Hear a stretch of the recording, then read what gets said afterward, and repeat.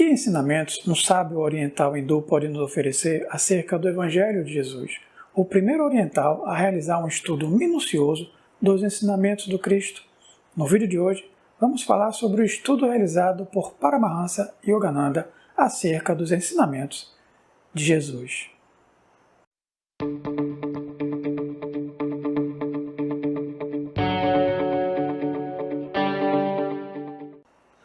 Olá, seja bem-vindo e bem-vinda ao último vídeo aqui do nosso canal de 2021. E vamos aproveitar este período de festividades natalinas para falar sobre a obra A Segunda Vinda de Cristo, do sábio hindu Paramahansa Yogananda.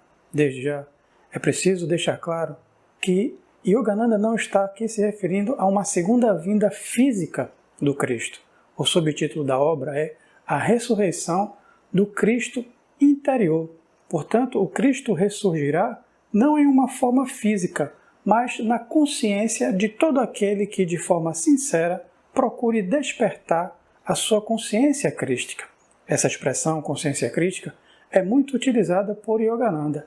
É a ressurreição do Cristo eterno dentro do próprio eu. A mensagem do Cristo deve ser ressuscitada de seu sepultamento através da autorrealização, por meio de uma experiência interior iluminadora da verdade.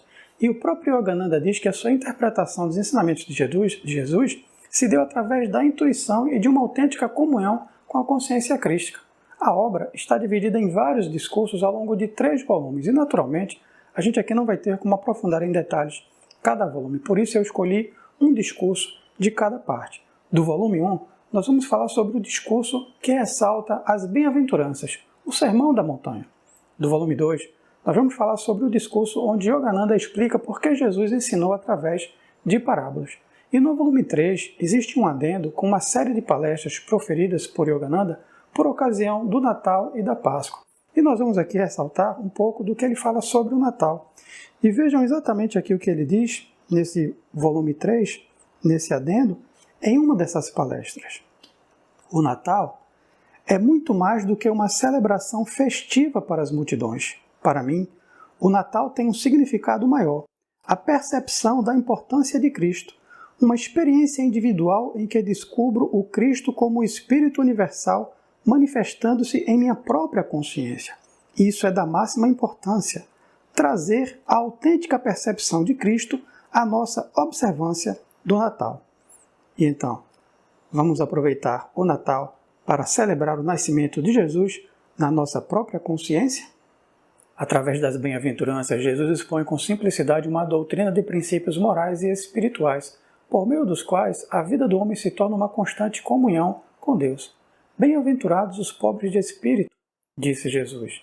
Interpretando essa passagem, Yogananda diz que aqueles que possuem a verdadeira espiritualidade jamais demonstram ostentosamente, mas a expressam de forma natural e humilde. Ser pobre de espírito é despojar o ser interior de desejo e apego de objetos materiais, posses terrenas, amigos materialistas e do amor humano egoísta. Assim, Jesus bem disse às almas totalmente desapegadas de riquezas e objetivos mundanos e considerava como maior propósito a busca do reino de Deus. Bem-aventurados os misericordiosos, disse Jesus. A misericórdia é uma qualidade intrínseca da natureza divina. E se o Deus do Antigo Testamento é um Deus de ira, o Deus de Jesus é um Deus amoroso e misericordioso. E vejam aqui o que diz Yogananda, exatamente no discurso sobre o Sermão da Montanha.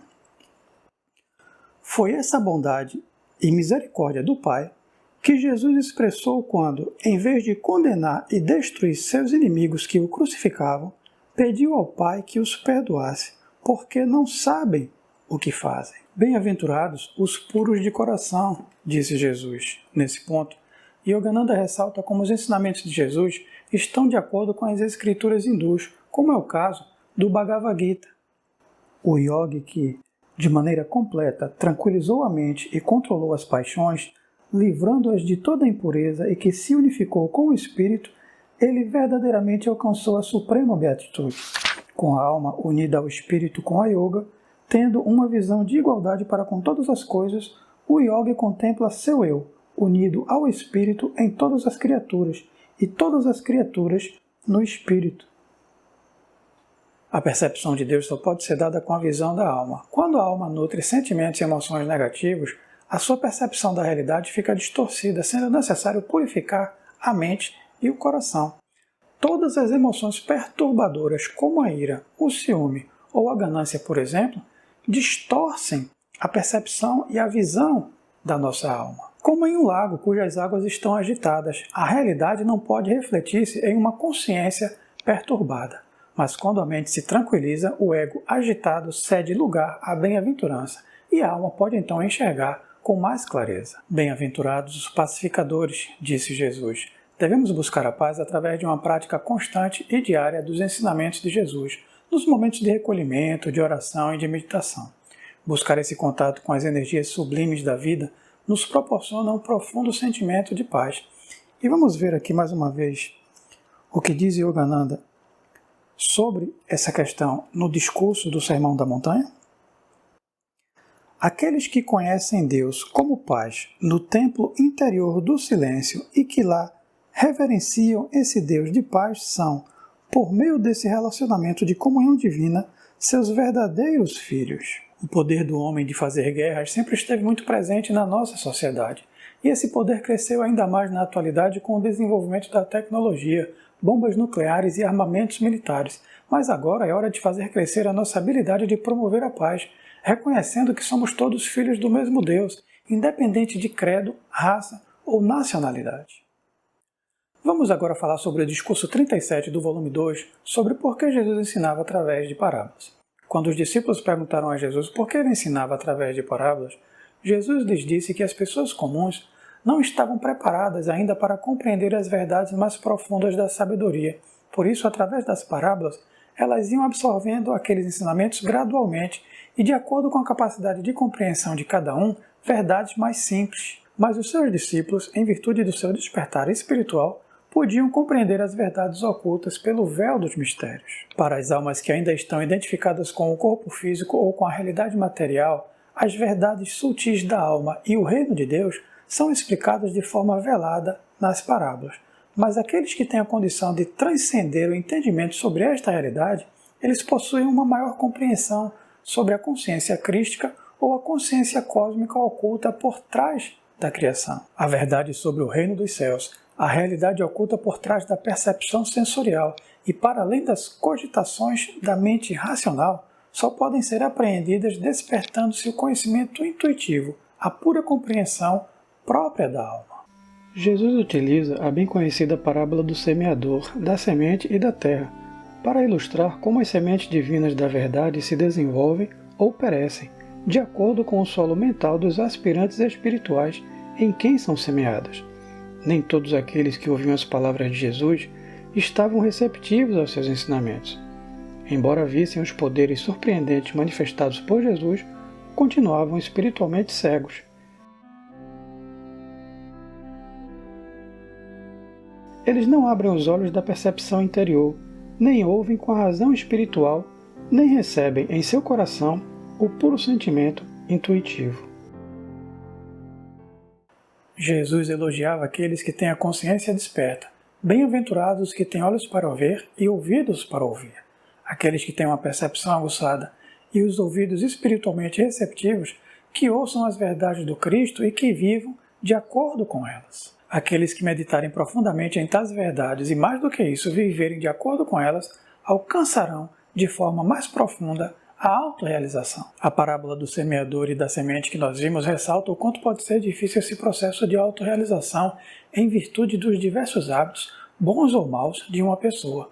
Mas mesmo que alguém se sinta tolhido em função dos maus hábitos já formados, é possível vencer essa oposição por meio de um poderoso desejo espiritual. A resistência imposta pelos maus hábitos do passado pode tornar difícil a obediência aos ensinamentos divinos. Entretanto, se tivermos um desejo sincero de fazer crescer a nossa semente da autorrealização, então teremos condições de transformar, de modificar aquilo que precisa ser modificado na própria vida para alcançar o desejado progresso espiritual. E vamos agora encerrar esta breve análise sobre os ensinamentos de Jesus através das parábolas. Perceberam uma curiosidade que essas parábolas em geral se referem ao reino de Deus, o reino dos céus? diz Jesus, é semelhante a um homem que semeia a boa semente no campo. O reino dos céus é semelhante a um grão de mostarda. O reino dos céus é semelhante ao fermento. O reino dos céus é semelhante a um tesouro escondido no campo. Os ensinamentos de Jesus falam, geralmente, sobre o reino de Deus. E segundo Yogananda, este é o cerne da mensagem de Jesus para o mundo. Buscai primeiro o reino de Deus, disse Jesus. E até na oração do Pai Nosso nós encontramos que venha a nós o vosso reino. E onde está esse reino de Deus, senão dentro de nós? Dizer que o reino de Deus está dentro de nós significa dizer que ele está nos estados transcendentes de percepção da alma. Significa dizer que ele está na nossa consciência crítica e que por isso é tão importante este despertar e desabrochar da nossa consciência para encontrar um estado de paz, de bem-aventurança e de felicidade que todos nós tanto desejamos. Vamos agora para a parte final do nosso vídeo que nós vamos considerar a partir da seleção de palestras que Yogananda fez em alusão ao Natal que está no final do volume 3. A celebração material do Natal é importante. É um momento de se reunir com a família, com os amigos, um momento de confraternização, de troca de presentes, mas o mais importante é o seu significado espiritual. O Natal deve ser celebrado de modo a nos oferecer um novo ímpeto para tomar o caminho crístico da verdade para o ano que se inicia e não como uma mera celebração material. Yogananda sugere que ao invés de mergulharmos a nossa consciência na representação material e nas festividades do Natal, devemos abrir a porta do nosso silêncio meditativo e contemplar o Cristo interior. Celebrar o Natal no altar do silêncio interior através da meditação, a fim de que a nossa consciência se transforme em um templo para o Cristo. A verdadeira razão de celebrarmos o Natal é pensarmos em Jesus e assim despertar a percepção iluminadora e amorosa da presença do Cristo na nossa consciência.